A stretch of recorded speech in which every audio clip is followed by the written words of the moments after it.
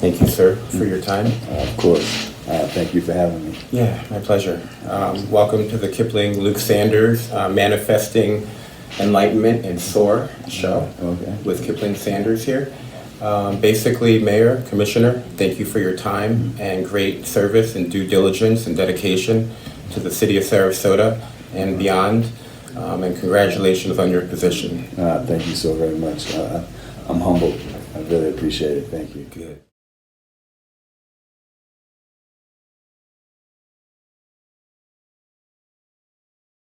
Thank you, sir, for your time. Of course. Thank you for having me. Yeah, my pleasure. Welcome to the Kipling Luke Sanders Manifesting Enlightenment and Soar show with Kipling Sanders here. Basically, Mayor, Commissioner, thank you for your time and great service and due diligence and dedication to the City of Sarasota and beyond. And congratulations on your position. Thank you so very much. I'm humbled. I really appreciate it. Thank you. Good, good. Thank you again, Mr. Mayor, for your time. First question is, would you, Mr. Mayor, be willing to allow a healing center at the Bobby Jones Development new golf course park in Sarasota, perhaps setting a tone across the nation? I mean, that's something, again, that every decision that we make has to be filtered and run through the commission and so on. So, if anything, I would need information on what it is, what it would be about, and so on. So, Very good. But I mean, anything when it comes to healing, should be given, due attention. Sure. Yeah, I believe healing is very important for today's times. A lot of people out there is challenged and struggling, and I think they can overcome it. Yeah, right. Mr. Kyle Battie, Mr. Mayor, did you ever dream or project or manifest about leadership or being in the political field before you came mayor or when you were young growing up? Let's see. Well, in terms of leadership, having been an athlete, or continue to be athletic and participating in sports, and presently, participating in sports still.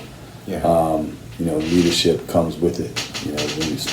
When you're talking about team sports or working with a unit or a group of people, and I've always been like a captain or in that position of leading by example, and even as a kid, you want to be like the champion or what have you. But when it comes to and I've been in hospitality as an adult and so on, and managing people, so I've been in a leadership position in that regard. Sure. But politically, it's not something that was on my radar or on my plate, or even something that I've projected for myself. So it just kind of like landed or turned out. Yeah. So, but as blessings would have it, I'm here. As they say that tell God your plans and He'll laugh, right? Yeah. I love that quote. That's a beautiful saying. I like it. Okay. If you had one message for the world, what would it be? A message for the world. I would say, something along the lines of, respecting and loving one another. I agree. And that's where you get patience and where you get tolerance of one another. If you can respect someone and you can learn to love them or what have you, then you'll learn to be patient, and learn to be tolerant. And I live by the adage that my mother always, instilled in me and my sister was, do unto others as you would have them do unto you. So, treat people in a way that you yourself would want to be treated. Right. If you just have that as your foundation and as your baseline, then everything else will follow. So Nice. Yeah. Nice. So I use that as kind of like a guiding principle, if you will. Yeah, yeah. Well, thank you, Mr. Mayor.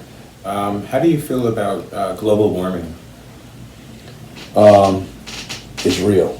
Yeah. Let me say that. Exactly. I can't again speak for everyone else's position or whatever because I don't know it, but I know for myself that it's real. I mean, I think we're witnessing and not only witnessing but experiencing that presently. Yeah. You see the Earth is at a record-breaking temperature. Yeah, it is. And how hot it is. I did a research paper a long time ago in school on global warming, on climate change, and that was back in the 80s, in the late 80s. So, and I just remember in doing that research paper how much I learned. About it, because I didn't know much about it, didn't have much information on it, but researching and doing the study on it, was not only like overwhelming, it was extremely enlightening, so therefore, it helped me to gain like a great deal of consciousness when it comes to that matter. Sure, absolutely. Thank you, Kyle. Do you think it would be wise if potentially rural and urban colonies collaborating, working together in a global warming kind of pinnacle of times now as Greenland's melting? Do you think that would be a smart merge? Yeah. I mean, I think because it's just a matter of working together. Even though you're talking about working in two different types of environments and so on.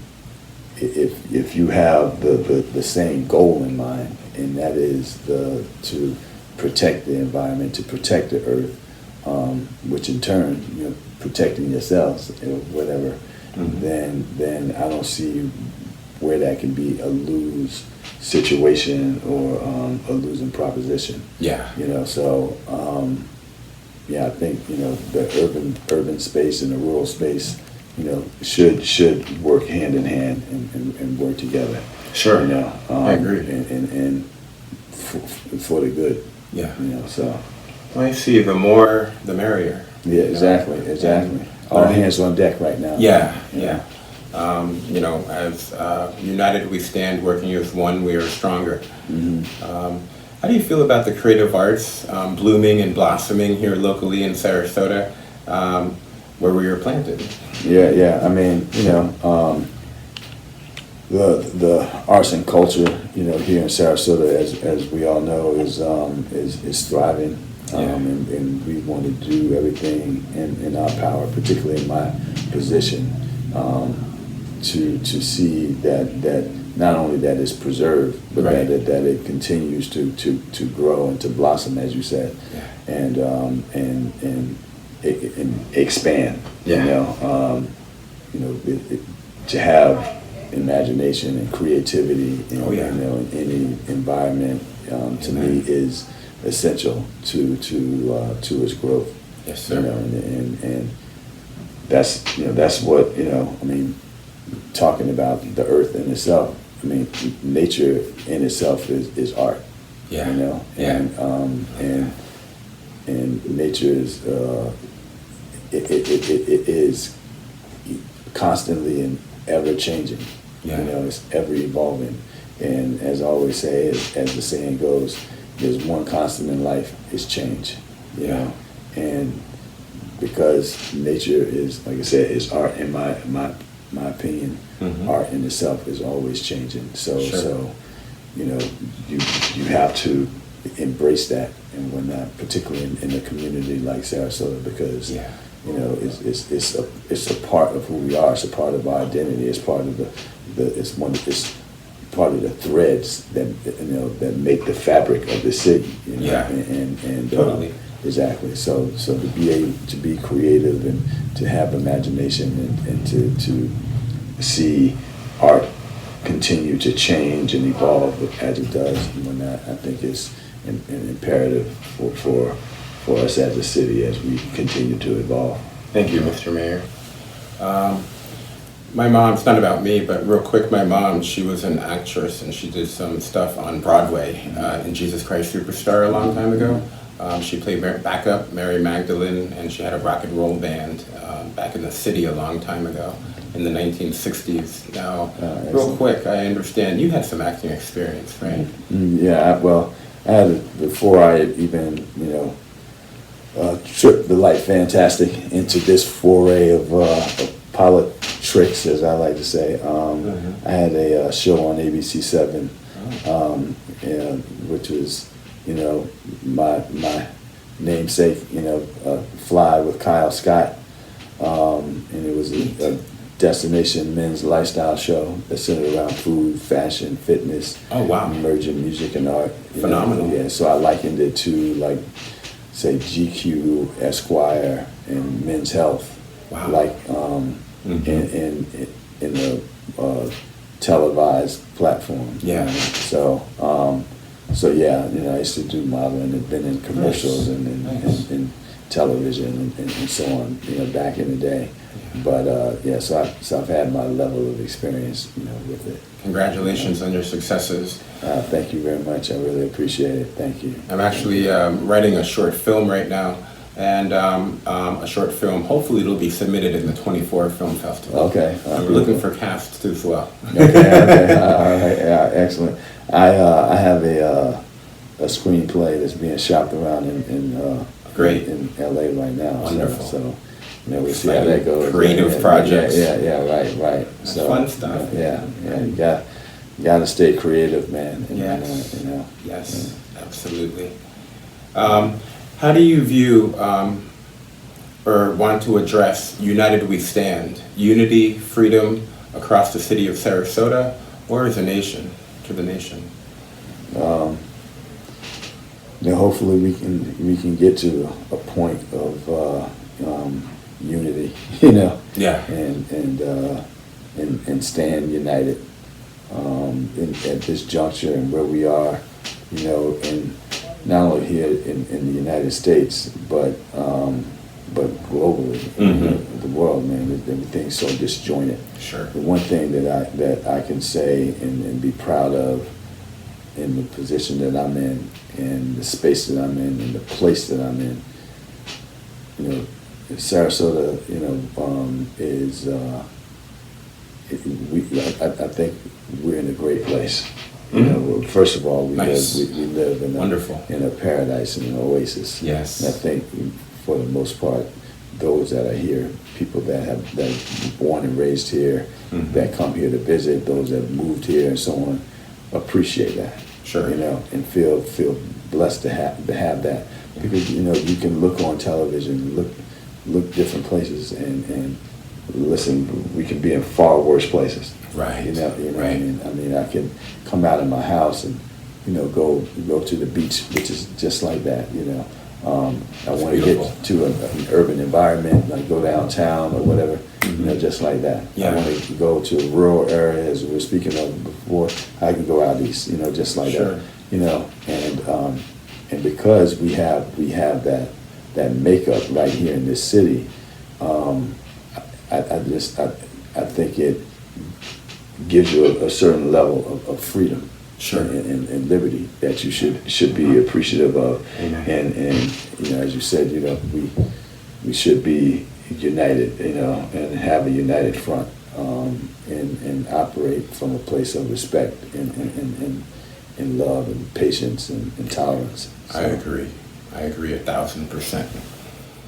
How do you feel about Black Lives Matter? Do you care to elaborate?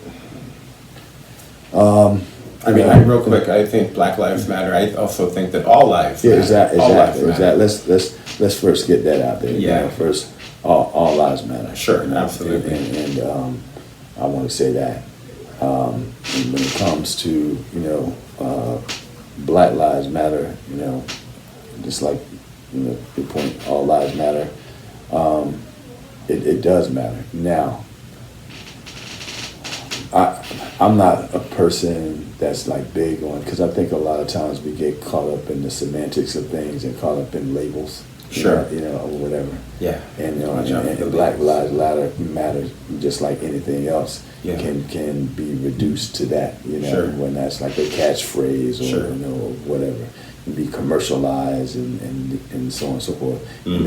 And then, but I will stand on the fact that where the whole idea of Black Lives Matter is concerned, Black lives will matter when Black lives matter to Black lives, and we should be just as appalled and disgusted when we are like killing each other, Yeah. as we are when someone else is whatever, because Yeah. those situations are like they're isolated and kind of Right. few and far between.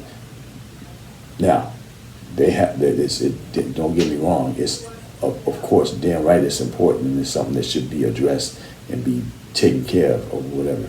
But one thing that we have to take care of is start policing ourselves. Yes, I agree. So when it comes to Black Lives Matter, one thing that I which kind of baffles me to some degree is, if we know that this is an issue, then I would like to see like our police academies flooded with people that look like us and whatnot, or whatever, or people of color. Sure. So that we have a problem with other people policing us, that we can police ourselves. Right. Right.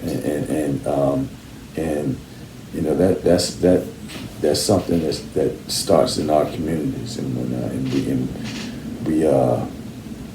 we have to take our level of ownership. Sure. Where our communities are concerned, and taking them back. Sure. You know what I mean? Yeah. So. I totally agree. So, but yeah, that's my thought. Mr. Mayor, how do you feel about world peace? Do you feel we need change in times following 2020? And these times, I know a lot of people are struggling, a lot of people haven't recovered, individuals on an individual basis and businesses as well. How do you feel about world peace, and do you think that's possible in helping people recover from 2020 in 2023 today? That's that question is so broad, or what have you. The only thing that you can do is hope for it, and have faith that in humanity that we all can come to that place. Mm-hmm. I would hope and dream that can be accomplished. And as I spoke to before, if we can love and respect, or respect and love one another, and have patience and tolerance of one another, then those things can be accomplished. But we have a lot of work to do. 2020 was a very, very trying time for all of us, with the pandemic. But it was hard to come together when everyone was so isolated or whatever. But we were all going through the same thing. Sure. And now, that being said, a lot of us saw the same thing in different ways. Yeah. or whatever. But this time that we're living in is so jagged, man, and rigid and all over the whatever. I mean, in terms of what people are ascribing to, you know what I mean? Yeah. With this negativity and how lies have become truth, and bad has damn near become good, and so on, and there's just a lot of ugliness. Now, that being said, you can always see the beauty in a lot of places and whatnot, and you don't ever want to lose sight of that. Right. So just don't concentrate on the crap that we see out there, but look for the silver lining. Sure. Look for the beauty, because it still exists. You know? Sure. So, One thing I teach is always replace a negative thought with a positive thought. Leadership meeting. And do my closing. all right, excellent. Thank you, Mr. Mayor. Thank you, Mr. Kyle Battie, for your time, kindness, and ability to influence. Thank you for what you do helping the city. And peace be with you, Mr. Commissioner, and your team. Yeah, thank you very All much, right. sir. Thank you, man. Thank you for your time. Appreciate it. Thank you.